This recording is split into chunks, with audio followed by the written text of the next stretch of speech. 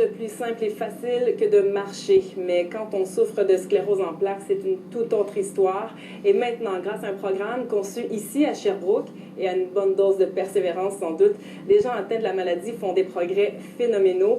Guylaine Charette s'est intéressée à ce projet exploratoire qui s'adresse aux personnes qui ont déjà subi l'intervention controversée du Dr Zamboni. On regarde ça. C'est un miracle pour moi, vraiment, parce que je ne croyais plus, que je pourrais marcher un jour. Puis ça, c'est tout un exploit. On voit que là, elle a un petit peu de difficulté à lever ses jambes. Par contre, elle a une bonne coordination au niveau des bras et des jambes. Notre ultime objectif, ça peut paraître un peu utopique, mais c'est début septembre de faire quelques mètres en vélo. René McKay, spécialiste en physiologie de l'exercice, est confiant.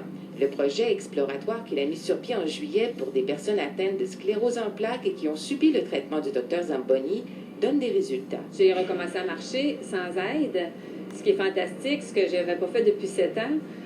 7 ans, quand ma fille est venue me voir cet été, elle s'est mise à pleurer. Là. Pour participer au projet, les personnes atteintes de sclérose en plaques doivent donc avoir subi une angioplastie, une intervention encore controversée pratiquée en Pologne et aux États-Unis.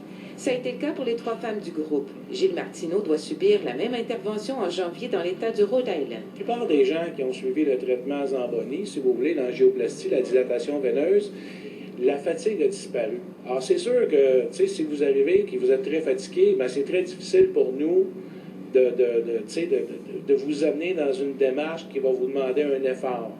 Alors, donc, c'est surtout pour ça. Bon, le traitement de l'angioplastie, c'est un traitement qui est controversé. Ça ne guérit pas la sclérose en plaques, non, pas du tout. Par contre, ça atténue beaucoup de symptômes. Plus aucune fatigue. Ça, c'était beaucoup parce que je prenais du Ritalin, moi, pour fonctionner. J'étais toujours fatiguée. Plus de brain fog. Alors, j'étais capable de me concentrer et je perdais plus la mémoire. Ça, c'était beaucoup. Puis, j'ai repris beaucoup d'assurance là, dans mon marché. Alors, en venant ici, en combinant l'intervention plus l'activité physique ici, le programme de recherche, j'ai fait vraiment des beaux gains. Là. Je suis tellement fière. Là. Ça prend quand même depuis le mois d'août que je tire et que je le pratique. C'est bon. Continuez comme ça, un petit peu plus de rythme. Ma motricité, c'est sûr. L'équilibre, j'en regagne aussi, mais comme des gestes bien simples comme se lever de notre divan quand on était foyer dans le salon pendant une demi-heure, là, c'était pas évident. Maintenant, c'est pas mal plus facile. Si j'avais pas eu l'opération, je suis pas certaine que j'aurais pu le faire. En physiothérapie, on va essayer de vous faire marcher. Et puis au bout d'un certain temps, on va vous dire, ben, vous pouvez pas marcher parce que malheureusement, vous n'avez pas de force dans vos jambes. T'sais, nous, on est parti du principe un petit peu à l'envers. On a dit, on va commencer par vous mettre de la force dans vos muscles et après ça, on va essayer de vous faire faire des mouvements. Il ne faut pas penser qu'il n'y a pas d'efforts qui sont faits ailleurs, mais ce qu'on fait, je pense qu'en ce moment, c'est unique au monde. La communauté médicale s'intéresse à l'expérience. Les neurologues du CHUS suivent le projet à distance. Cet automne, il y a quelqu'un de Vancouver, quelqu'un de Californie qui est venu nous voir pour voir qu'est-ce qu'on faisait, qu'on ne comprenait pas trop qu'est-ce qu'on faisait. L'expérience qui devait s'échelonner sur 5 semaines durera finalement 2 ans. Un chemin qui se dessine pas à pas.